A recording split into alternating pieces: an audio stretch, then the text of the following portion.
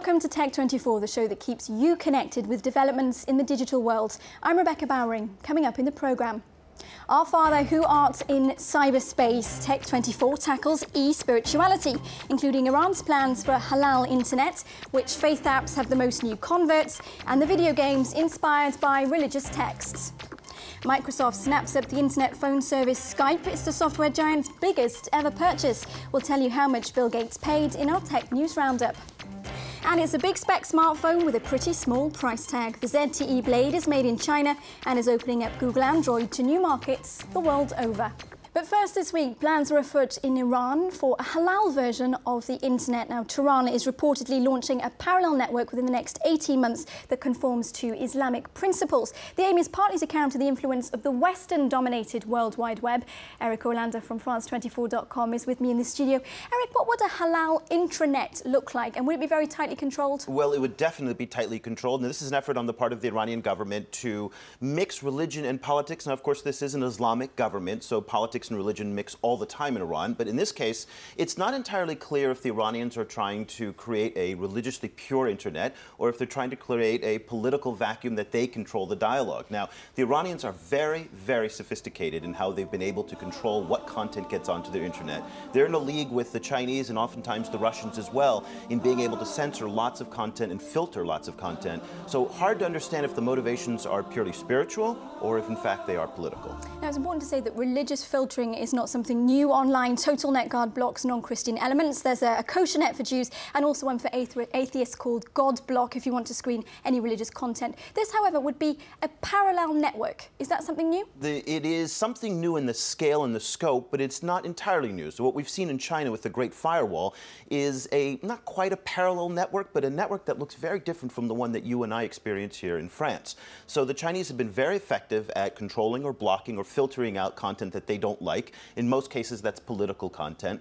And so the Iranians they have the capability and they certainly have the talent and the will to do it. You'll get an internet that looks very, very different than what you have today.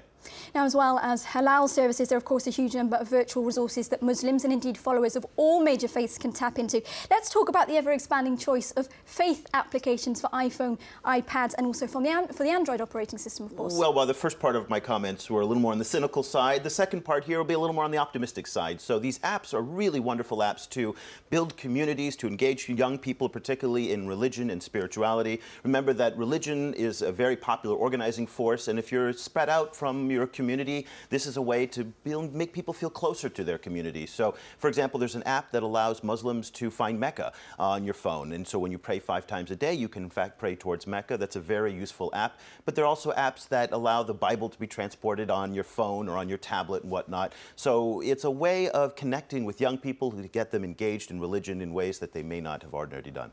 Now, one of the most popular apps is a Roman Catholic app for confessions. There's a bit of controversy because the Vatican initially gave it its blessing and then later said, well, beware that this can't replace actually going to see a priest in person. Well, these are very old institutions and this is new technology, and sometimes those come in conflict with one another. So the Vatican first sent out a message saying they're embracing this new technology, and then they kind of walked back on that a little bit. So this is going to be expected to see when you have organizations that have been around for thousands of years struggling to remain relevant, and this is an example of some of the difficulties that they encounter. You may not know that religion has actually been a big source of inspiration in the world of video games. Almost all role-playing fantasy games, we think of example of World of Warcraft, touch on the battle of good versus evil. Now, academic Rachel Wagner is the author of God Wired, Religion, Ritual and Virtual Reality. And here on Tech24, we asked her why video games designers and players go back to those religious themes time and time again.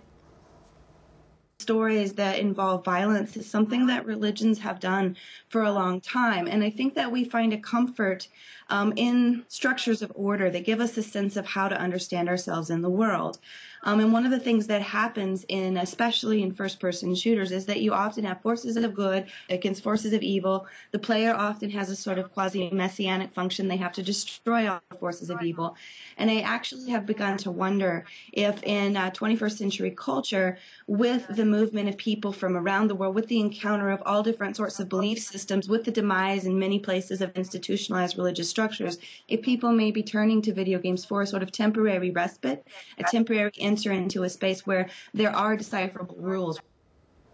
Well, it's now time for our tech news roundup, and Microsoft has made the biggest purchase of its 36-year history.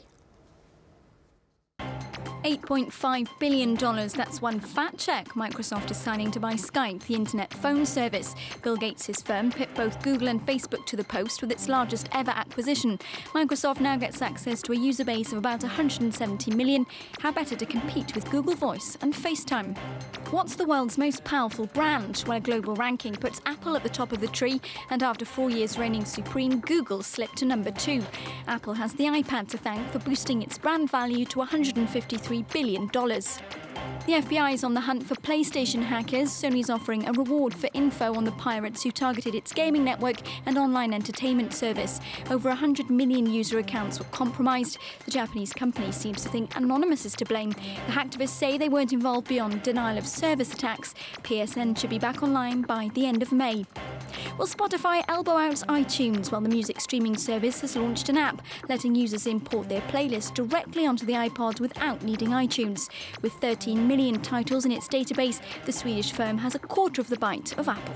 Well, it's now time to talk gadgets here on Tech24. ZTE might not be a name that means much to you, but in fact it's China's second largest manufacturer of telecommunications equipment and also of one of the world's cheapest Android smartphones, Eric. This is the ZTE Blade, or ZTE as you would call it. It's a $100 phone with a contract, and it gives you all the benefits of Android 2.2 and sometimes Android 2.1. Those are the different operating systems, and it's an amazing phone for the price. It has all of the maps and the cameras and the web access, very elegant interface, nice hardware, very, very thin hardware, pretty light. Now, this model is available around the world, but it's especially popular in places like Nigeria and Kenya, where, again, this is the entry level into the smartphone market. Definitely recommend taking a look at the ZTE Blade. And it shows the rise of popular China-made phones. That's it. This is a brand you haven't heard of, but it's been around for 30 years. Huawei and ZTE are the brands to watch, particularly in the developing world. And that can cost as little as €1, in fact, in a contract here in France. Depending on your contract. Would you go for it? Absolutely. Many thanks for all your expertise, Eric OLANDER. Thanks to you for watching this edition of Tech24. We're just about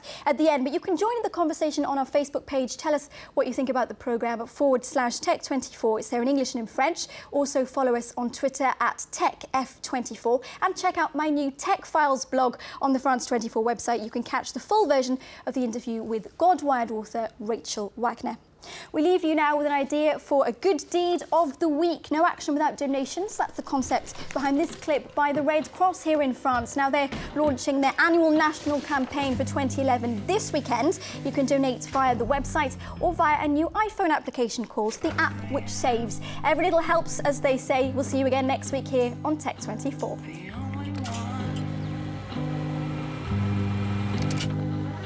Can't ride that horse. Sans don, pas d'action. Du samedi 14 au samedi 21 mai, c'est la quête nationale de la Croix-Rouge française.